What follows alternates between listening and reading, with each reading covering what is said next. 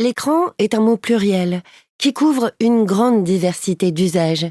Celui de la télévision n'a pas le même impact que l'écran de notre smartphone, que nous consultons des centaines de fois par jour. Les écrans sont par définition pluriels, et tenter d'en faire un seul bloc a peu de sens.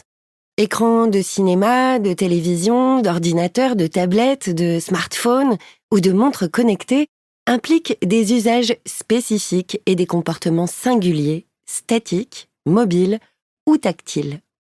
L'édition 2025 du baromètre du numérique, réalisée par le Crédoc, indique qu'il y a en France environ 10 équipements numériques avec écran par foyer.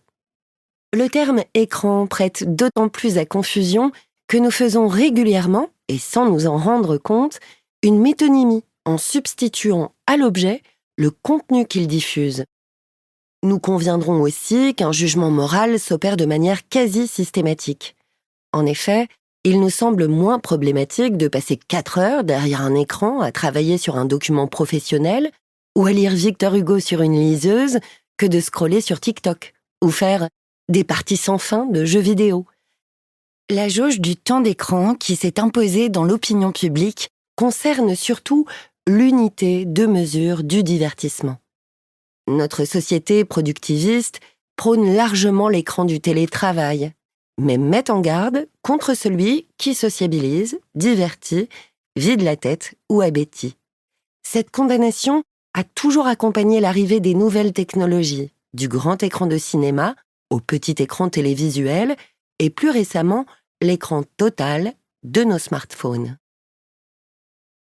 Lorsqu'un individu ou un groupe social sent que son identité entière est mise en péril par des changements sociaux ou psychiques, sa réaction naturelle est de se mettre en colère, par réflexe défensif. Mais malgré toutes ces lamentations, la révolution est déjà en marche, analyse le philosophe des médias Marshall McLuhan. Ce Canadien, qui ne se voulait pas moraliste mais simple étudiant, est un phare précieux pour comprendre l'impact des médiums écrans sur nos sociétés. Nous utilisons ce dernier terme car la définition qu'il en apporte englobe toutes les technologies qui génèrent des prolongements du corps humain. La roue prolonge le pied, le vêtement prolonge la peau et le cinéma prolonge la vue.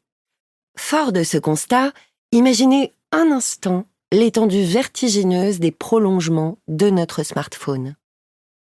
McLuhan affirme dès 1968 qu'une étude rigoureuse des médias ne peut se concentrer uniquement sur leur contenu, mais doit également se pencher sur le médium lui-même et l'ensemble de l'environnement culturel au sein duquel il fonctionne.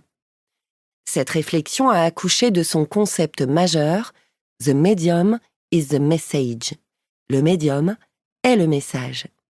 Nous vous proposons une rapide traversée de l'apparition des médiums écrans pour mieux décrypter les messages de l'époque.